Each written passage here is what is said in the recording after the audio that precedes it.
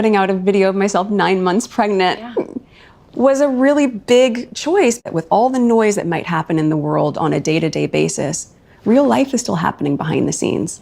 Really real life. So now a dance video is supposed to convince everyone she's living some raw, unfiltered life behind the curtain? Please. When someone works this hard to appear effortless, it stops feeling authentic. That clip wasn't some spontaneous, off-the-cuff moment. It was strategic. Every move, every smile, every beat of that song was part of a carefully crafted rebrand. It's wild because Meghan keeps insisting she's just being herself. But the harder she pushes that narrative, the more manufactured it feels. You can practically see the planning through the screen. It comes off like overcompensation, trying way too hard to look relaxed and unbothered, which actually signals the opposite. And let's not ignore the timing. She posted that dance video right after the first season of her show flopped. That wasn't random. That was textbook crisis management. Instead of repairing her image, though, it only made everything feel more staged. For someone who constantly claims she values her privacy, Meghan seems more than willing to turn her personal life into a headline whenever it suits her. So now social media suddenly isn't the villain anymore? How convenient. I guess that break from the so-called online toxicity didn't last very long. This isn't personal growth. It's just another rebrand dressed up as evolution. Now she's saying she has to shield herself from seeing things online, repeating the same victim narrative. But let's be honest, she's not avoiding it for protection. She's avoiding it because she can't handle criticism. Every time people call her out, she leans into the wounded persona instead of taking accountability. It's like she refuses to actually grow. These aren't the words of a creator producing content people are genuinely excited about. This sounds like someone chasing validation through rebrand after rebrand that never fully lands. And this pattern isn't new. Just last year, she said she stepped away from social media to protect her mental health. Same storyline, different season. Now her big comeback is suddenly liberating and empowering. Seriously? Which version are we supposed to accept this time? The Meghan who declared social media toxic, or the Meghan who now frames it as freeing and transformative? It's difficult to take the authenticity seriously when the stance changes every few months. If critical thinking is optional, maybe the act holds up. But for anyone paying attention, the inconsistencies speak louder than the captions ever could. Let's be real. This truth just happens to be convenient. Meghan wants Emily and everyone else to buy into that version because it shifts focus away from her messy past remarks and questionable actions. In those months when I was pregnant, all around this same time, so we had in tandem the conversation of he won't be given security, he's not going to be given a title, and also concerns and conversations about how dark his skin might be when he's born. What? So all those moments that revealed flashes of entitlement and that inflated sense of self-worth just suddenly get brushed aside? By now people have seen enough. Her statements, her decisions, her perfectly timed reinventions. None of it is difficult to connect anymore. The pattern is obvious to anyone willing to actually pay attention. It's deflection. Classic Meghan. That exaggerated sense of importance shows up every single time she talks about how exhausting and unfair everything supposedly is. The ironic part? If it were truly that unbearable, she wouldn't need to keep reminding everyone how hard it is. Now every wave of criticism conveniently gets stamped as clickbait. That's her go-to shield. If she labels it clickbait, she never has to engage with what's actually being said. And her fans eagerly accept that explanation, defending her without ever digging deeper into her actions. The irony is almost unbelievable. Meghan acting like she's unfamiliar with clickbait? Please. She's benefited from that formula for years. She built an entire image, and a fortune, by criticizing the very family that brought her into the spotlight. But the moment the attention shifts toward her, suddenly it's all unfair headlines and cruel media. The double standard couldn't be more obvious. And what kind of follow-up question was that, honestly? This was never about demanding perfection. People respond when they witness entitlement and self-absorption in plain sight. They notice when the ability doesn't live up to the hype, and they're not afraid to say it. That question just hands Meghan another opportunity to minimize every piece of criticism and reshape it into a sympathy narrative. So now the only real stories are the ones neatly packaged by platforms like Netflix and Time for her benefit. How convenient. And we're expected to believe those portrayals are completely impartial. The backlash didn't materialize out of thin air. It came directly from her own public comments and choices. And the irony runs deep. Someone who constantly complains about being reduced to a caricature has no problem turning other people into punchlines. Yet she still behaves as if she's above chasing engagement. If clicks truly didn't matter, why promote her cooking show with glossy trailers or saturate Instagram with carefully curated personal promotions? Engagement is the objective, and she understands that perfectly well. Imagine if every filmmaker or content creator facing negative reviews simply claimed critics were chasing clicks. That's how hollow and performative Meghan's defense sounds. It's a complete sidestep. She speaks as though she has done nothing to invite criticism, as if the backlash simply descended from nowhere. She won't even acknowledge minor issues, not even something as small as commentary about her hair. And the fact that's the only example she repeatedly mentions speaks volumes. It's as if she can't identify a single substantial issue to take responsibility for. On the surface, her messaging sounds uplifting. Just be yourself, she says, and people applaud as if it's profound. But under closer examination, that phrase becomes a blank check to say or do anything without considering feedback.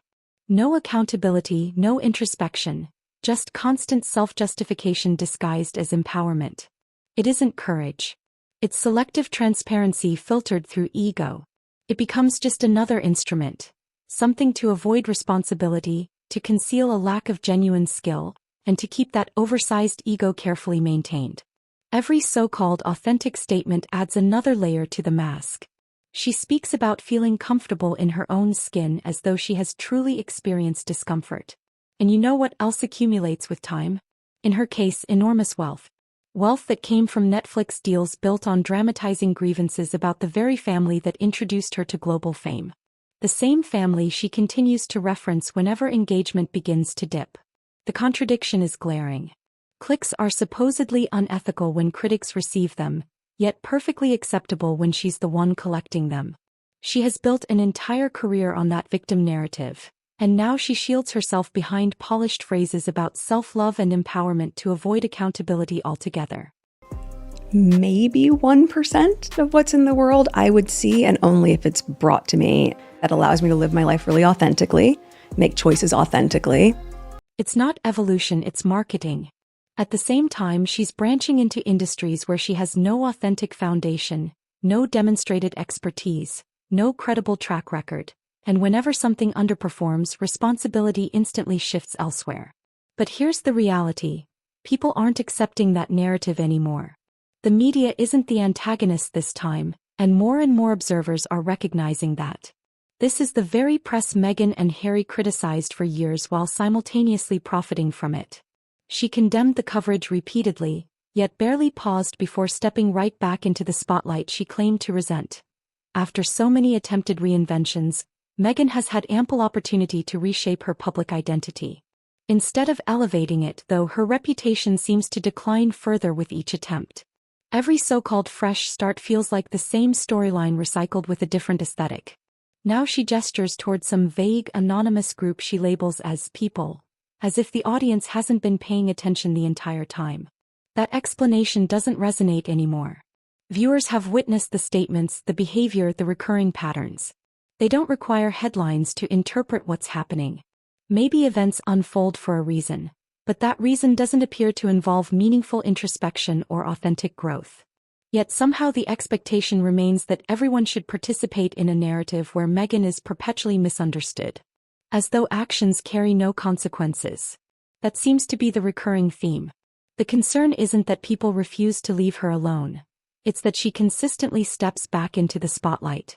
Every few months introduces a new venture, a new speech, a new production, all centered around the same familiar tone of self-importance.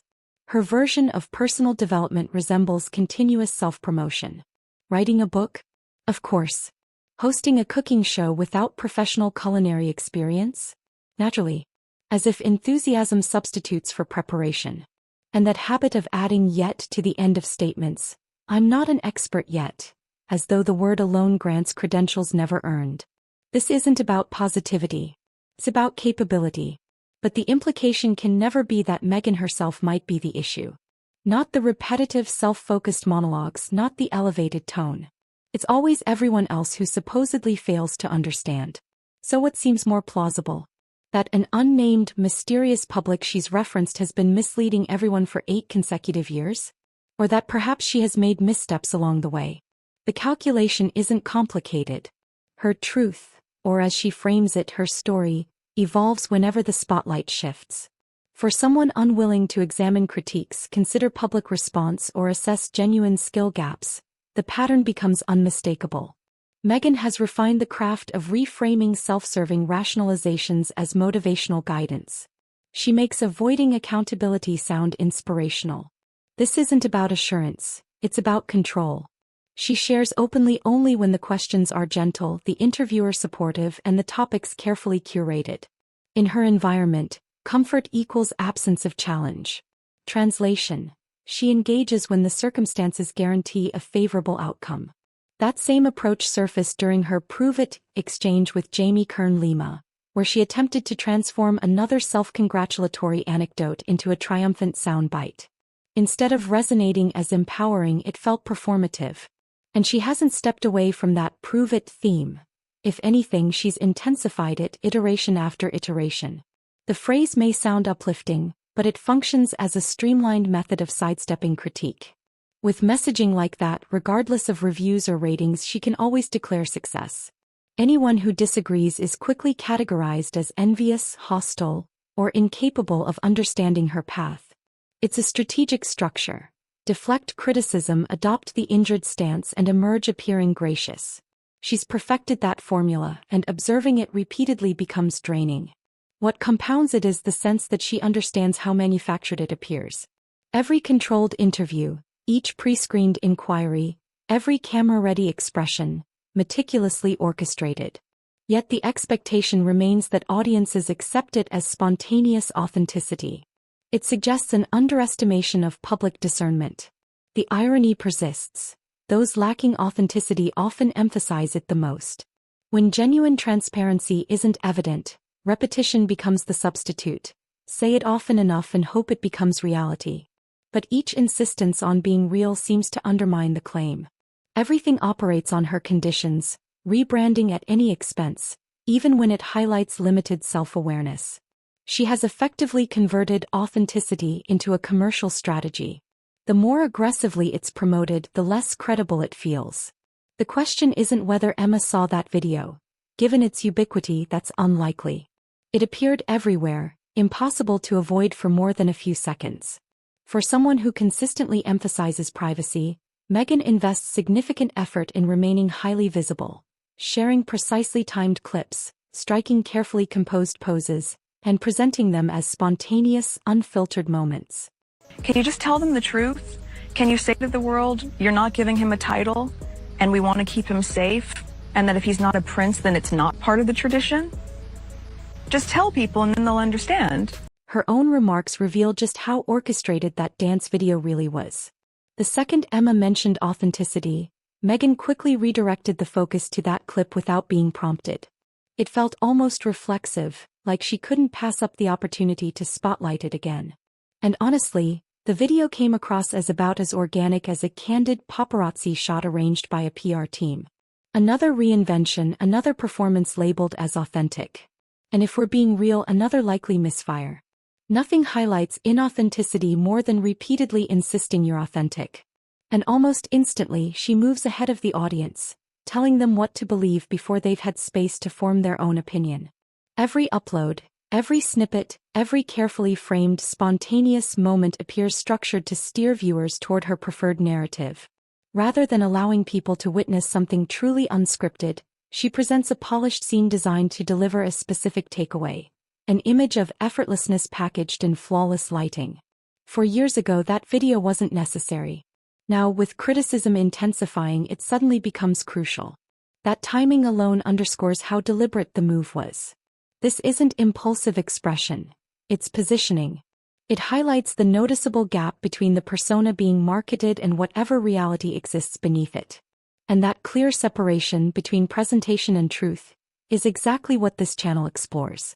We look beyond the gloss, beyond the curated shine and calculated PR messaging, to examine what's actually unfolding behind it all. If you found this analysis compelling, be sure to like, subscribe, share, and leave your thoughts in the comments below.